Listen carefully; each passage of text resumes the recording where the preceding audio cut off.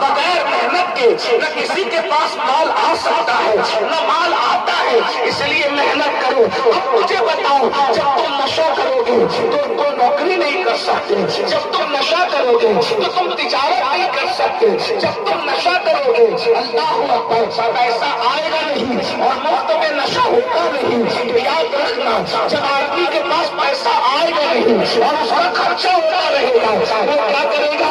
یا تو وہ گھر کے پیسے چڑائے گا یا تو وہ قوم کے پیسے چڑائے گا۔ یاد رکھنا، یہ جو چور بنتے ہیں نشے کی وجہ سے بنتے ہیں، یہ جو ڈاکو بنتے ہیں نشے کی وجہ سے بنتے ہیں۔ اور ایک بات میں آپ سے کہہ دوں، اللہ اکبر، دور اور نزدیک سے آنے والوں، نشہ ہر گناہ کی جڑ ہے، نشہ ہر برائی کی جڑ ہے۔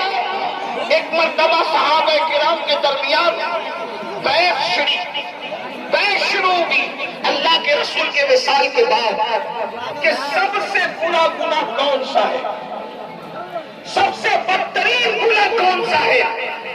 کسی نے کہا یہ، کسی نے کہا یہ، کسی نے کہا یہ، مگر حضرت سیدنا فاروق اعظم نے فرمایا جاؤ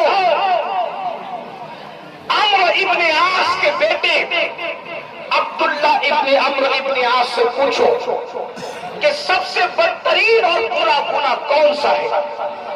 تو عبداللہ ابن عمرو ابن عاص نے کہا سب سے بدترین گناہ نشہ کرنا ہے، سب سے بڑا اور برا گناہ نشہ کرنا ہے۔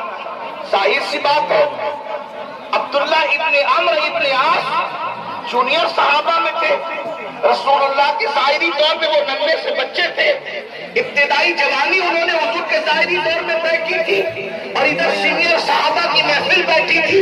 تو فاروق اعظم نے کہا، انہوں نے کیسے کہہ دیا کہ سب سے بدترین گناہ نشہ کرنا ہے، شراب پینا سب سے بدترین گناہ ہے؟ بلاؤ ان کو اور دلیل پوچھو۔ ان کو بلایا گیا تو انہوں نے دلیل دی۔ دل کے کانوں سے سننا، جلسے کا مقصد صرف بھیڑ اکٹھا کرنا نہیں ہے۔ بہت اہم پیغام میں آپ کے سامنے عرض کر رہا ہوں۔